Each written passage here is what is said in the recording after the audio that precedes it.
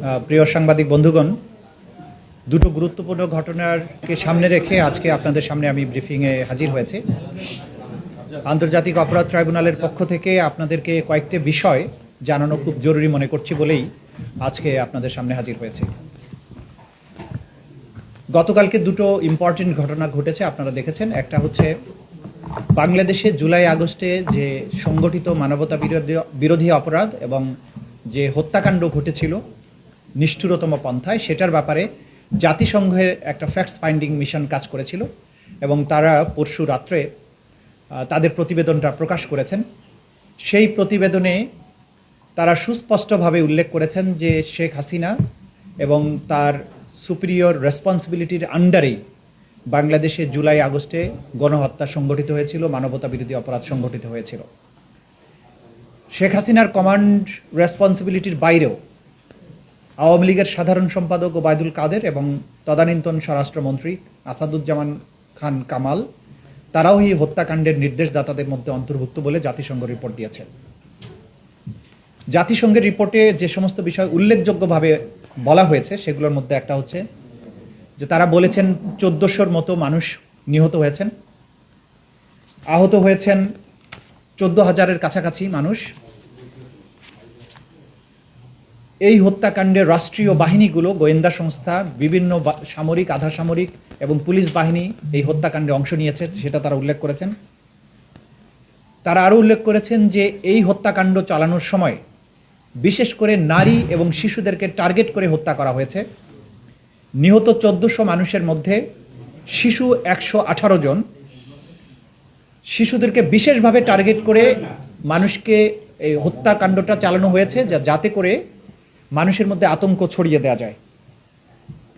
জাতিসংঘ তার প্রতিবেদন আরও উল্লেখ করেছে যে যারা আহত হয়েছিলেন তাদেরকে চিকিৎসা সেবা নিতে বাধা দেওয়া হয়েছে, অ্যাম্বুলেন্স আটকানো হয়েছে, হাসপাতালের বেড থেকে গ্রেপ্তার করা হয়েছে, চিকিৎসা না দিতে বাধ্য করা হয়েছে, মৃত্যুর কারণকে ভুলভাবে উপস্থাপন করা হয়েছে, গোয়েন্দা নজরদারি করার মাধ্যমে ছাত্র নেতৃবৃন্দকে গ্রেপ্তার করা হয়েছে, তাদেরকে তুলে নেওয়া হয়েছে সিস্টেম্যাটিক পদ্ধতিতে, সেগুলো তারা উল্লেখ করেছেন। এই যে জাতিসংঘ রিপোর্টটা প্রকাশ করলেন, তারা যে সমস্ত কথা উল্লেখ করেছেন তার সাথে আমরা আমাদের আন্তর্জাতিক অপরাধ ট্রাইব্যুনালের তদন্ত সংস্থা যে তদন্তটা করছেন সেই তদন্তে আমরা যে সমস্ত তথ্য প্রমাণ আদি পাচ্ছি, জাতিসংঘের অধীনে সংগঠিত যে তদন্ত এবং আমাদের তদন্তের মধ্যে আসলে মৌলিক কোনো পার্থক্য নেই। তারা আমাদের এই তদন্ত সংস্থার কাছে যে প্রাপ্ত অভিযোগ এবং আমরা যে প্রাপ্ত তথ্য সেটার সাথে হুবহু তাদের এই রিপোর্টের মিল রয়েছে। তারা বলেছেন তারা এই বিস্তারিত প্রতিবেদন প্রকাশের পরে তারা বেশ কিছু সুপারিশ করেছেন। সেই সুপারিশের মধ্যে 5টা সেক্টরে তারা সংস্কারের কথা বলেছেন।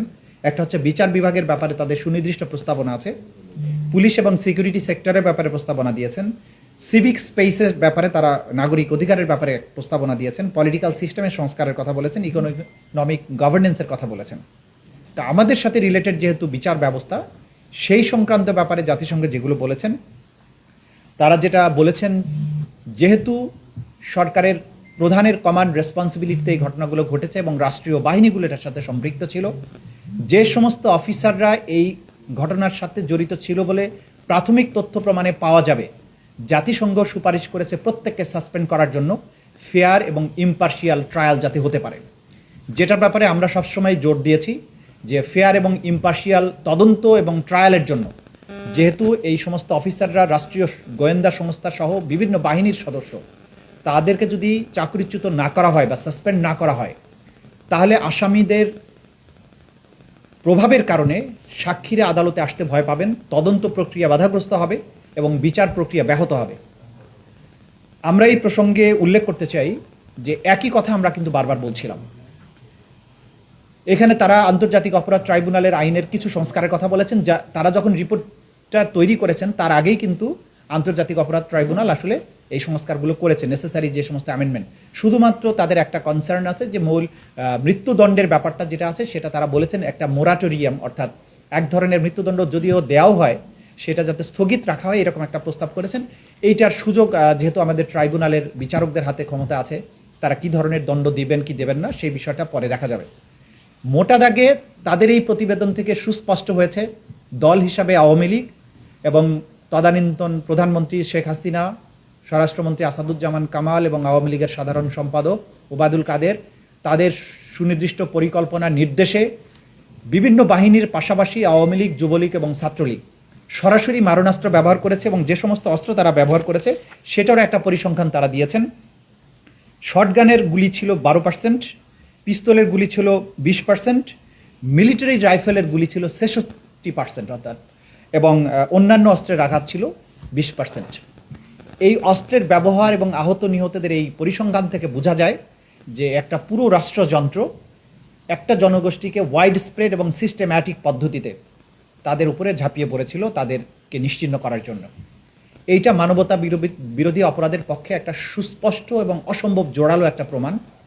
এই প্রমাণটি আন্তর্জাতিক অপরাধ ট্রাইব্যুনালের তদন্ত সংস্থার মাধ্যমে একটা এভিডেন্স হিসেবে ট্রাইব্যুনালে আসবে, এবং যেহেতু জাতিসংঘ এটি বিশ্বের সবচাইতে বড় এবং সর্বজন গ্রহণযোগ্য একটা সংস্থা, তাদের এই রিপোর্টটা সম্পূর্ণ ইম্পার্শিয়াল, কোনো দলের দ্বারা প্রভাবিত হয়ে হয়নি। তারা আমাদের সাথেও কথা বলেননি, তারা অপরাধীদের সাথে কথা বলেছেন, ভিকটিমদের সাথে কথা বলেছেন, এবং যেখানে কথা বলা দরকার সেগুলো সেই জায়গায় কথা বলেছেন। সুতরাং এটা অকাট্য দলিল প্রমাণ হিসাবে এই আদালতে ব্যবহার করা যাবে এবং সেটা আমরা ব্যবহার করব বলে আপনাদের জানাচ্ছি। আজকে আপনাদেরকে বলবো সেটি হচ্ছে যে আয়নাঘর অর্থাৎ গোপন যে নির্যাতন কেন্দ্র, টর্চার সেল এবং বন্দিশালা, গত 15 বছর ধরে সাবেক সরকার সিস্টেম্যাটিক পদ্ধতিতে বাংলাদেশের ভিন্ন মতকে দমন করার জন্য নির্যাতন, গোপনে হত্যা এবং গোপনে বন্দী করার যে একটা কালচারে পরিণত করেছিল সেটা উন্মোচিত হয়েছে। মাননীয় প্রধান উপদেষ্টা গতকালকে 3টি প্রধান গোপন বন্দিশালায় পরিদর্শনে গিয়েছিলেন এবং সেখানে গিয়ে আমরা সেখানে গুম কমিশন, বিশ্বের বিভিন্ন দেশের সাংবাদিক এবং আমরা আন্তর্জাতিক অপরাধ ট্রাইব্যুনালের চিফ প্রসিকিউটর, তদন্ত সংস্থার সমন্বয়ক, আমরা সহ এটা ভিজিট করেছি। যে বিভৎসতার চিত্র আমরা দেখেছি, যে সমস্ত ইলেকট্রিক চেয়ারের কথা, যেটা ছবি এসেছে আপনারা জানেন, অনেকে এটা ভুলে বলেছেন যে শক দেওয়ার জন্য, এটা শক দেওয়ার জন্য না, ওই চেয়ারে বসিয়ে আসলে ঘুরানো হতো। একটা চেয়ারকে বসিয়ে যখন হাত পা বেঁধে দিয়ে ঘুরানো হয় কি পরিণতি হতে পারে আপনারা সেই বিভৎসতা কল্পনা করতে পারেন।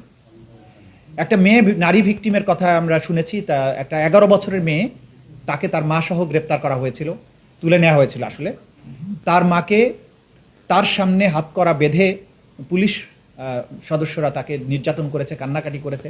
সে মোটা ছিল, তার ভেতরে হাত করাটা কেটে মাংসের মধ্যে বসে গেছে। 11 বছরের বাচ্চাটা পাশেই একই জায়গায় বেঁধে রাখা হয়েছে, চোখ বেঁধে রাখা হতো। বাথরুম করতে গেছে, হাত করা খুলে দেয়নি মহিলা, তার মেয়ে 11 বছরের মেয়ে তখন তাকে সাহায্য করেছে, তার হাত করাটা খুলে দিয়েছে। একটা 11 বছরের বাচ্চা সহ একটা নারী রেহাই পায়নি, পুরুষ সদস্যরা তাকে নির্যাতন করেছে এবং ওই মা আজও ফিরে আসেনি।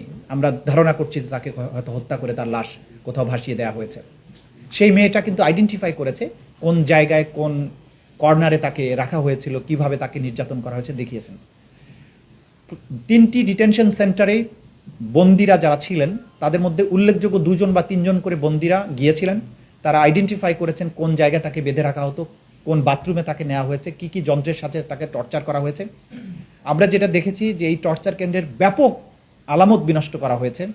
নির্যাতনের জন্য যেখানে তাকে আটকে রাখা হতো, ঝুলানো হতো, সেগুলো ভেঙে ফেলা হয়েছে। অনেক আলামত আমরা জব্দ করেছি।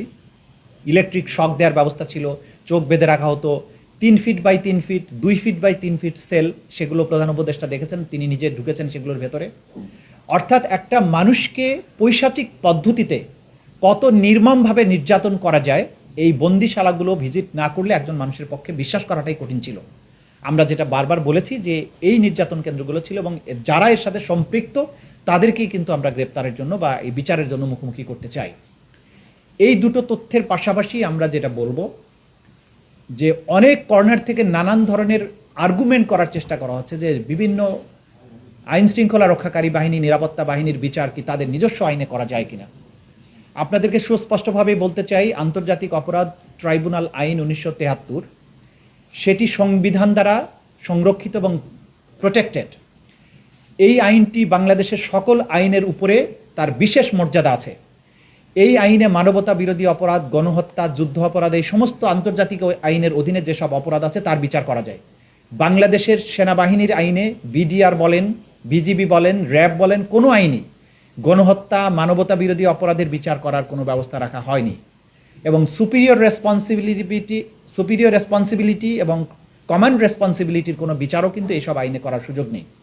সুতরাং যারা এই সমস্ত অপরাধ বাহিনীর মধ্যে থেকে অপরাধে সম্পৃক্ত ছিলেন তাদেরকে বিচার করার একমাত্র উপযুক্ত ফোরাম হচ্ছে আন্তর্জাতিক অপরাধ ট্রাইব্যুনাল।